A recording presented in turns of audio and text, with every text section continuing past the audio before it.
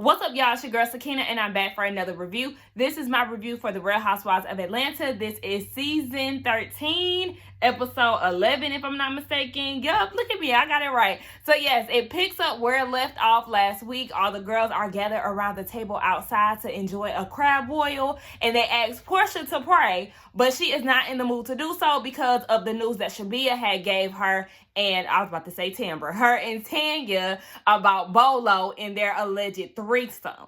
But everybody is seemingly surprised or pleased with Toya's crab boil. I mean, Marlo did say that she overcooked some things, but you know, for her first time, she did an all right job.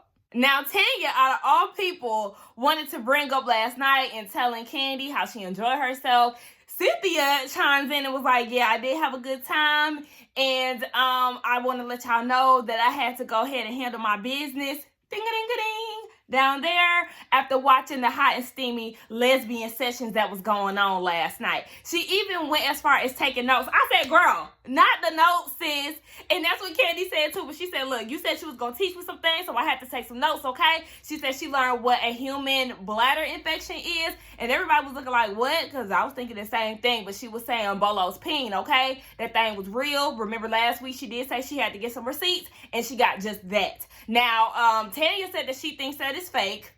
Yet again, somebody that's chiming in after you done, got caught or whatever. And then also, Portia chimed in and was like, yeah, it's real. Kenya in her confessional was like, it is real because he was the one who was banging you out last night and he was hitting you so hard. It was, It was hitting your windpipes and you was calling him daddy. I said, okay, listen. Portia was getting it in, okay? Allegedly. Drew, you can't get mad because LaToya is calling you out. You talking about Bolo flipped you over and showed you his thing. I said, why are we addressing penis in this manner? Thing. What was Cynthia calling it last week? She was calling him wee-wee something. I don't know. Baby, I know I call it peen, but that's for YouTube purposes. But whatever. Like I said, Drew was saying he flipped her over and Bolo showed him, his peen. And LaToya was like, that's not something a married woman would do. And she's talking about, why you calling me out, biggest fan? Because you also tried to call her out and say that being on a date or dating other men while separated with her husband is a no-no. So yeah, grinding on a man while he got his raw peen out, what does that make you? Okay? Because if you ask me, shit, y'all was dry humping. So then Drew goes with, her marital jabs that she likes to take. And then she told LaToya, well, are you that miserable in your marriage? She's getting a divorce. You're still married. And yeah, like LaToya said, you are struggling in your marriage. Now, a lot of people be trying to come in my comments when it comes down to Drew and all of that. The thing with Drew, and the reason why I don't like her commenting on Kenya's marriage is because she has never seen Mark and Kenya's dynamic, unless she was a fan of the show prior to joining, which I'm probably sure she was. However, don't speak on it if you ain't never seen it. Like Kenya said, we done got divorced. We've been separated for basically a year and a half. And then here comes Drew, a new castmate who has never seen them together with so much to say and wanting to give so much advice and so many jabs and all of this shit as if her marriage is just squeaky clean. No, it's not. Baby, you don't even know where your husband was. Like I said, your husband runs off in the daylight, okay? He flees the scene during the day and you have no idea where he is. And he's down pussy popping in Miami with some bitch and watching you and your children while you sleep. So don't try to sit here and try to shade anybody else's marriage as if your shit is just wonderful as hell. Like, girl, get the fuck out of here. Toya asked you straight up, okay, so were you the one Kenya was talking about who was being banged out by Bolo at 6 a.m.? Drew was like, don't put me in this. And they were talking about how Kenya did this whole investigation. Now, at this point, LaToya is getting mad at Kenya for doing an investigation. And I'm confused because I'm like, okay, you just went after Drew. And all of a sudden, you mad at your homegirl. That I was so lost and I was happy that I wasn't the only one who pointed that out because Candy did it too. And her confessional, like, okay, girl, are you mad? Like, who you mad at? Now, Kenya said, I did the investigation because I wanted to, a.k.a. because we have a show to run, okay? We don't have time to be sitting here just eating crab boil quiet and bored, okay? Y'all know what y'all signed up for now. Anyway, yeah, she said we got a show to do now. I mean, y'all ain't got to tell but she gonna ask for entertainment purposes. So Shamia was like, when we was down by the pool, the investigation, all of that was fun, but I'm a married woman, so I had to say, hey, okay, whatever. Now, when it came down to later on that day in the kitchen, and you started to say that you heard noises and all of that stuff, then that's when it got a little serious for her. Now, she said, yes, she heard a lot of moans and groans, and Marlo said that she heard it too, because somebody asked, did anybody else hear anything? Marlo said that she heard a sex party, and she said that, well, no, Kenya was like, well, if you heard panting, moans, and groans, and all of that, that don't sound like a sex party to me. Marlo was like, hey, they could have been watching a flick trying to get it in, but no, we know, we ain't buying that. So, you can see that Portia and Tanya are definitely a little uneasy, and then Tanya goes and says, well, why are you so concerned? Is it because you haven't been getting any? And Kenya was like, well, how would you know? You ain't in my bedroom. So then Tanya was like, well, you ain't been getting none. You've been telling us that, and your man in a whole nother state. And you continuously telling yourself, Miss Tanya, you continuously telling yourself, the more defensive you get, like, I feel like if I didn't do anything, I'm not going to get worked up. Like, it doesn't make sense. Like, y'all don't know how to play the game. Y'all don't know how to play the game. Obviously, y'all, the loudest ones talking, the most nervous people are the ones that are guilty. Tanya, you got the most mouth. Like Portia, she's single. She can do whatever she want to do. But Tanya, you got so much to say about the situation, and that's because you're nervous as hell. In all reality, your heart is pumping, okay? Like everybody else said in their other, not everybody else, but a lot of people said in their other reviews, Shamia is the one who dropped names. Kenya only dropped names in her confessional. She never said who it was. So yeah, Tanya, like I said, you keep running your mouth and you just keep digging yourself in a deeper hole. Portia goes and says, what kind of girl has fun with friends and then the next day tries to label them whores? Well, good thing y'all ain't friends, huh? Because you've made that very clear, okay? Remember, also last year, you just said fuck Kenya and the agreement that y'all made once you decided to be friends again with Nene, in which you was campaigning to also go against. Like, y'all notice that? When Portia don't like somebody, she kind of goes on this campaign and doesn't want anybody to be friends with them. She did that with Nene. She's doing that with Kenya. She's mad that Kenya is now friends with Marlo and labeling shit as allies as if we on the damn MTV challenge. Like, girl, you doing way too much. But anyway, she said all of that. Like I said, girl, y'all not friends. Marlo asked Kenya, whose room was this coming from? And she said that it was coming from the hallway in which Candy and Portia share. We all know they got that one extra room in the middle. She said she know it wasn't Candy. So Portia was like, okay, well, you trying to say it's me. Now, she's saying all of this. Tanya is getting upset. So then she goes and says, well, that's not true because I slept in her room. And Kenya said in her confessional, well, I know what Portia's voice sounds like, okay? And again, she couldn't make out who that second voice was. You just made yourself guilty, Tanya. Like I said, just keep digging that hole. Keep digging that hole. Even Candy said, girl, why did you put yourself at the scene of the crime? Like, you idiot.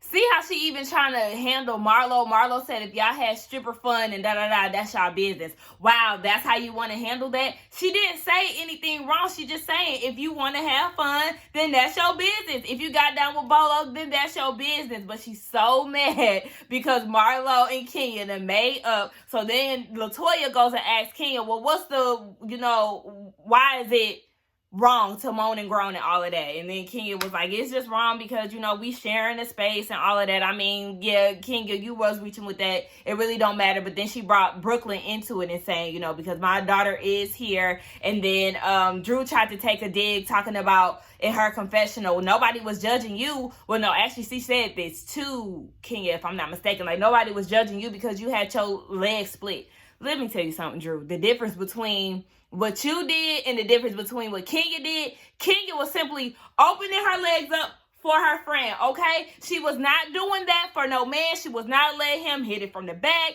She was not letting him, put his peen on her or whatever you and Bolo was doing. So I don't know why you keep trying to take these jabs at Kenya, and since they really falling flat. So then she also said too, like Drew said in her confessional, that Brooklyn was there. Girl, okay.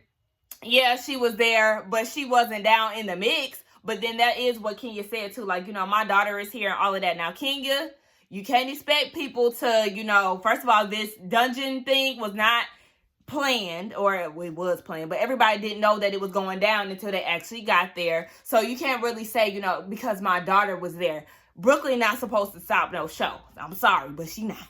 Portia gets up and she was like, you know, I'm about to leave. I'm not about to do this no more. So she got up and she left and she said, you know, you can't destroy what God has built in regards to Kenya. And then Latoya go and say, see what you did? Latoya, did you forget that you the one who brought it up and mentioned the 6 a.m. Bolo pound fast? Like, girl, what?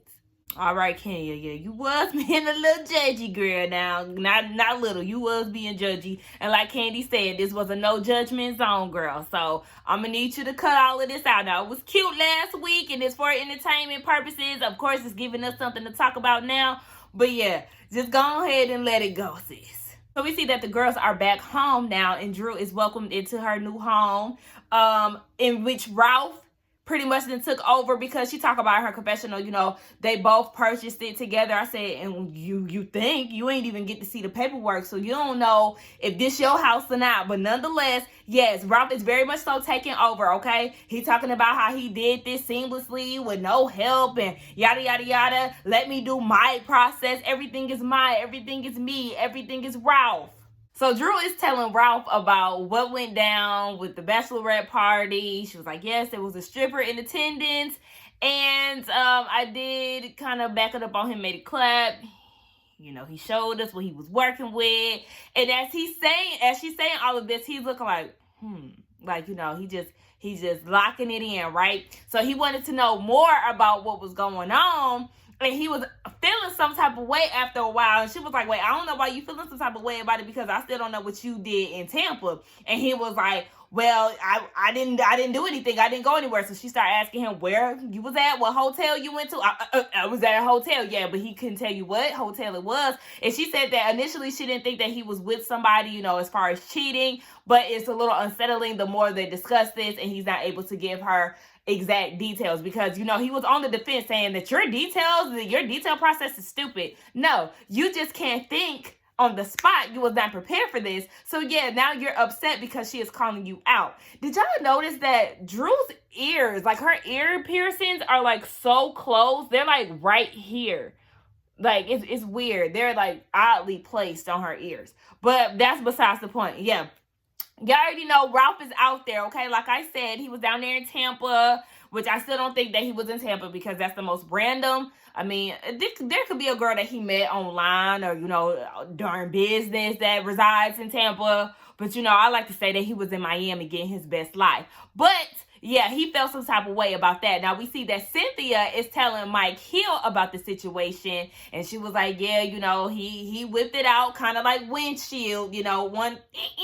And he was like, okay, so how he do it? And then Mike got up and then like started demonstrating. You know, he made light of the situation. It wasn't a big deal. And then Cynthia did tell him about Kenya hearing noises and how that went down. Now we see that Candy is with Don Juan, and she's telling about the whole situation with Bolo. Don Juan, you know, he put in work. He definitely deserves Employee of the Month for making all of that stuff happen. So she was like, yeah, Kenya was not lying, okay? There was definitely some things that were going down, and she did hear them, okay? She confirmed that. She said, yes, I did hear it. And then Tanya went and opened her mouth and said that her and Portia had slept together in the same room, aka y'all was both getting down with Bolo, allegedly. So yeah, Tanya, like I said, she was just telling on herself. Don Juan making jokes talking about Bolo was getting to know Portia for real, and, you know, he was getting some social justice coochie and all this other stuff. Call the OnlyFans it's Tanya time. Like, oh,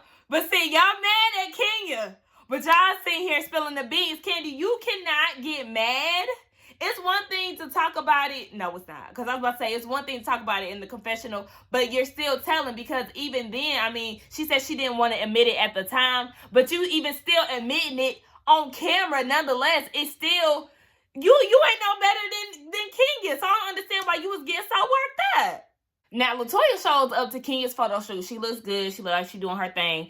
And she shows up with a cake, you know, basically because she know that she had done Kenya wrong down in South Carolina. So Kenya gets straight to it. Look, yeah, I did have an issue with you. Toya said that she had an issue with Kenya because of her investigating. She said some of these women are girlfriends, fiancés, wives, and she felt like she was trying to put them on blast. Like Kenya said, baby, they put themselves on blast, okay? When you have, y'all thought y'all was being slick, but like we said, there was microphones in place. We can hear what y'all saying. So there was audio. There was also a camera that was facing the window in which we could see and hear y'all doing and saying certain things. So yeah, y'all did put yourselves on blast. But she just said even before then, when they went out to eat before the party, you know, I'm sitting here trying to share my story and you being my only friend, you basically just letting these people disrespect me and not even trying to defend me. You know I'm losing it, you know, as far as my daughter and my husband, like everything is chaotic. And then we get down to the party and you kicking it with the ops. And you know that I got a crush on you. I said, oh, wait. Like, I mean, people have already said that, but it was just like, I was not expecting you to go there. I'm thinking we're going to just keep it on a friend basis. I mean, she was probably saying that, you know, as a joke or whatever, but at the same time, was it a joke? Because she looked serious as fuck. Like, all these lesbians. There's nothing wrong with lesbians. There's nothing wrong with lesbians. But I'm just like, when did we get so territorial? But yeah, Kenya did make a valid point. She feels like LaToya is just going to, you know, sway wherever she feels she's getting the most attention. And that is definitely facts. Because like I said, you see how quickly she was able to turn her back on Kenya when Kenya has been a loyal friend. That's how people usually do Kenya. But Kenya is always in the wrong. But people are always the ones stabbing her in the back. Kenya says that there was talks of a threesome, Toya, Tanya, and Portia. But look, Toya was like, no, baby, I'm not that fluid. Like, yeah, I was kissing Portia. I never kissed Tanya. Me and Portia, I straddled her and then she came on me. I was like, what do you mean by that? Like, what? But anyway, she said that she got sick at one point. She started throwing up. And that's when she went to bed. Yes, Kenya, okay? She said this is coming from Portia, okay? Portia, the one who's talking about, you are a slut from the 90s. Let's talk about the one-eyed African that you were dealing with that was married. But let's talk about you getting down with Bolo at the bachelorette party and what you can do, okay? Because even at that time, Kenya was single. But yet you felt the need to try to slut-shame her. Now, here's your karma and you're upset, okay? Remember, friends, y'all not friends, okay? We see that Drew stopped by Portia's house. You know, they're neighbors now. So they discussed what was going down at the bachelorette party. Portia goes and says, I just don't like the fact that, you know, basically Kenya was trying to single her out or whatever. And she was like, we were all doing the same thing. You know, we was all kicking it. No, y'all all were not doing the same thing, okay? You and Tanya was doing what y'all was doing in that other room, and everybody else, yeah, they kept it at a kissing level, grinding, and all of that stuff. So yeah, let's be clear. Everybody was not on the same wave, okay? Y'all took the wave to a whole nother length. Portia wanted Kenya to be direct with it as far as, you know, who was in a room with Bolo. But I mean, look, she didn't say no names, so you can't be mad, right? I feel like if she didn't say any names, then you shouldn't be upset and you shouldn't be pressed. Yeah, she said she heard the room, the noises from the room, and it didn't come from Candy, but there was one extra room, and then there was your room. The extra room, who knows? Somebody else could have been in there too. You never know. But she did say that she doesn't like how Kenya is going on a campaign to destroy her, but you're also going on a campaign, if you want to look at it that way, you're also going on a campaign for people not to like her.